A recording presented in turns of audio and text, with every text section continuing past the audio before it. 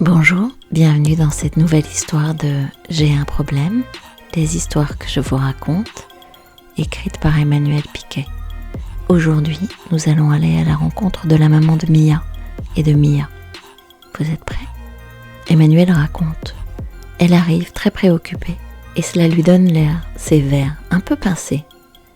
Mais derrière l'amertume, je sens très vite une maman très aimante, à bout de force et complètement épuisée de ne plus savoir quoi faire. Elle, c'est Élise, la maman de Mia, 7 ans. Je viens vous voir sur les conseils de notre médecin de famille, pour Mia, ma fille. Elle est en CE1, je suis très inquiète pour elle, parce qu'elle est beaucoup trop proche d'une de ses camarades de classe. Cette fille, c'est une fille toxique. En étant vraiment objective, je sais que ce n'est qu'une petite fille et que c'est bizarre d'employer les termes pareils. Mais franchement, elle a des attitudes d'une ado cruelle, parfois ça fait froid dans le dos. Et Mia est en grande souffrance. Ça dure depuis longtemps cette relation problématique entre les deux filles ? Disons qu'elles se connaissent depuis leur entrée en maternelle. Et depuis la grande section, c'est toujours compliqué entre elles. Je vous avoue que je sais plus quoi faire. J'ai l'impression d'avoir tout essayé pour ouvrir les yeux de Mia, pour qu'elle change de copine, pour qu'elle se dégage de son emprise. Mais j'y arrive pas. Pourtant, elle revient très souvent de l'école en pleurs.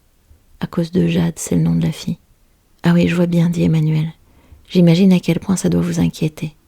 En même temps, ça doit vous faire de la peine. C'est vrai, voir nos enfants souffrir à cause de la méchanceté des autres, qu'ils soient petits ou grands, c'est toujours très douloureux. Surtout quand on se sent désarmé.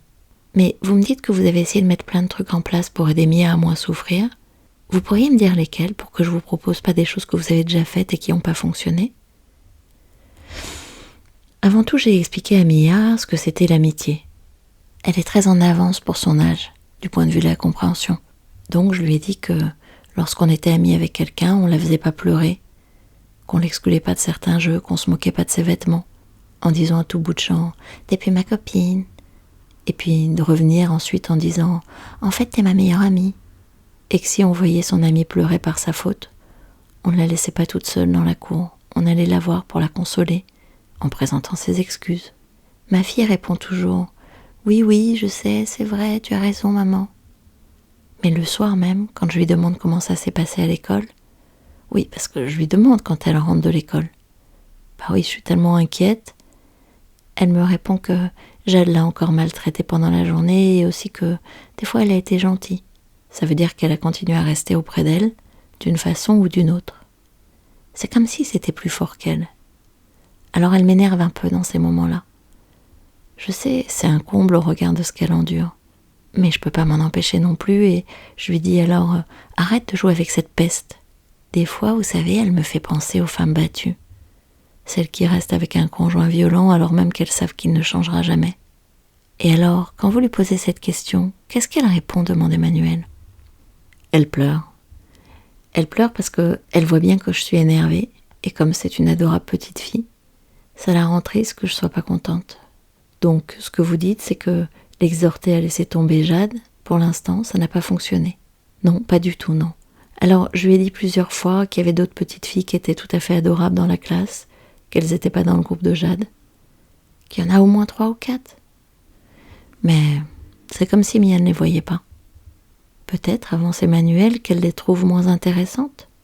Vous avez essayé d'autres façons de faire ? Oui, je suis allée voir les parents de Jade, pour leur expliquer la situation et je leur ai demandé de parler à leur fille.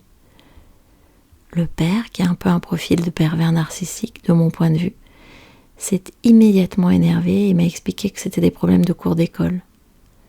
Il a eu l'air d'insinuer que j'avais beaucoup de temps à perdre pour m'en occuper autant.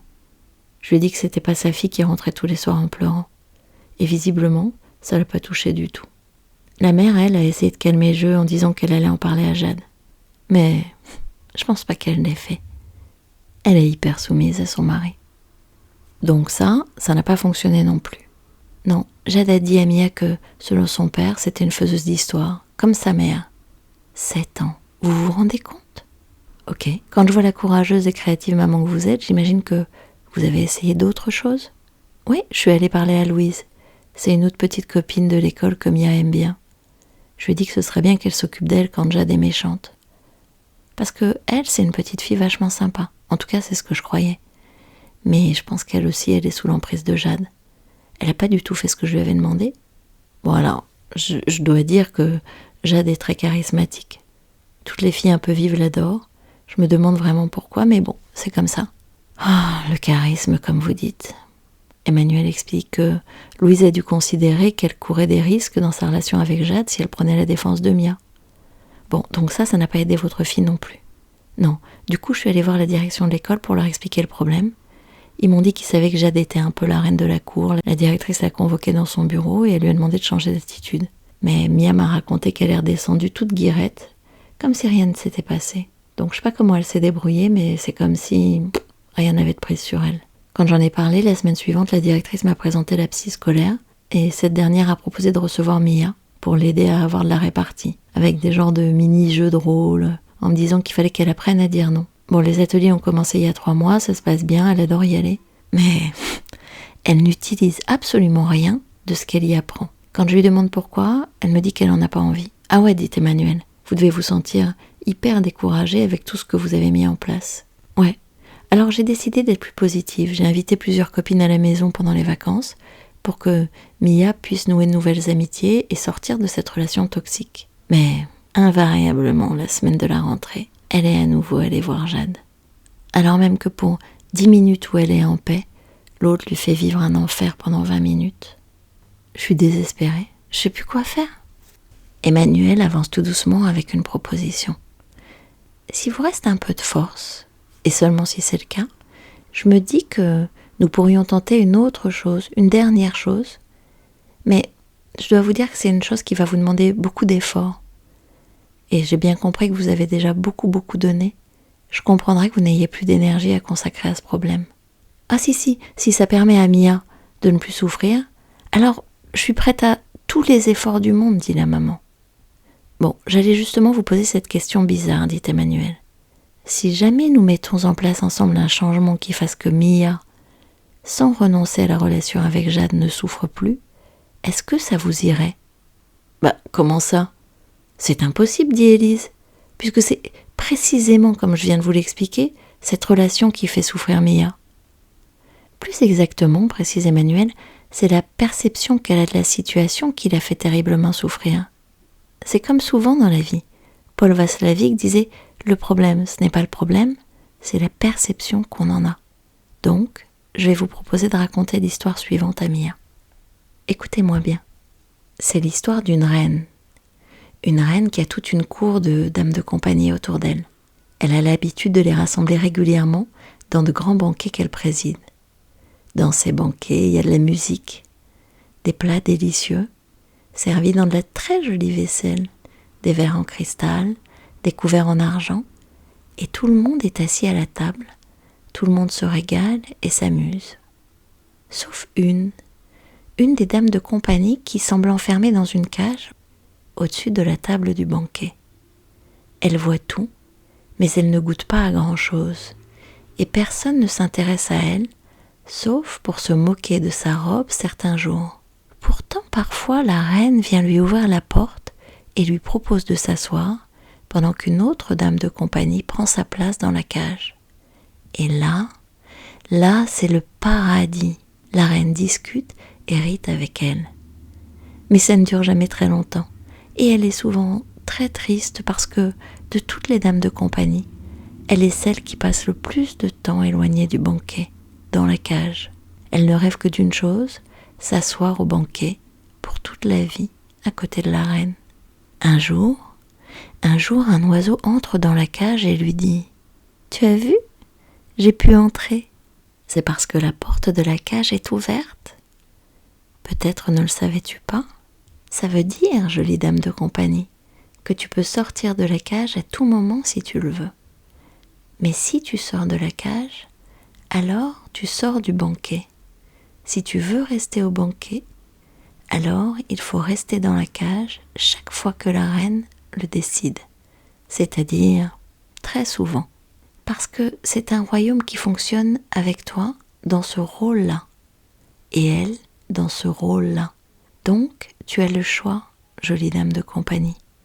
Soit tu sors de la cage, et alors tu sors du banquet, et dehors il n'y a ni reine ni cour, plutôt des gens pas très bien habillés, ni très amusant, soit tu préfères rester dans la salle du banquet du palais, et donc tu n'auras que des miettes. Mais tu trouves que c'est déjà pas si mal d'y être un peu.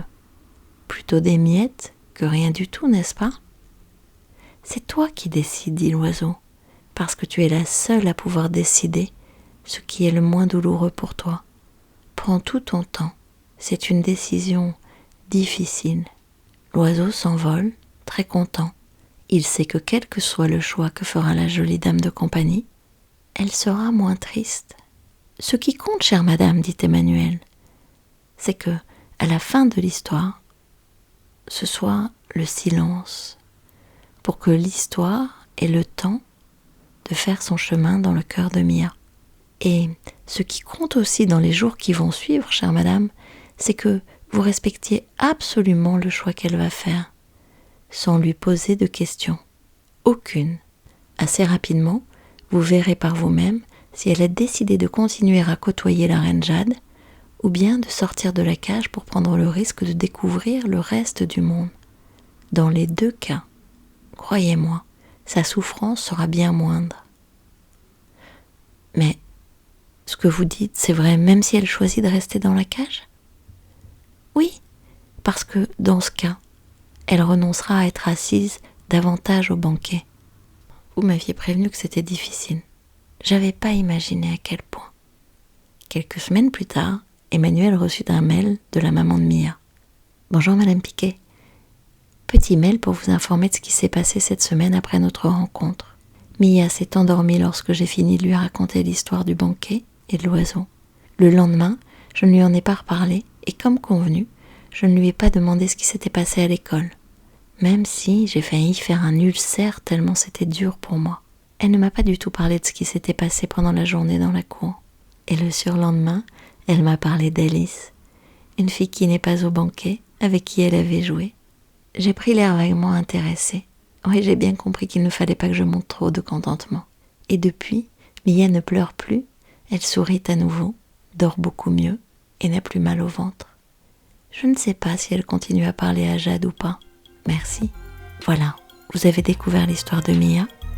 On se retrouve dans l'épisode suivant pour parler avec Emmanuel de ce qui s'est passé, comment elle a travaillé, comment on fait pour se défaire des personnalités toxiques.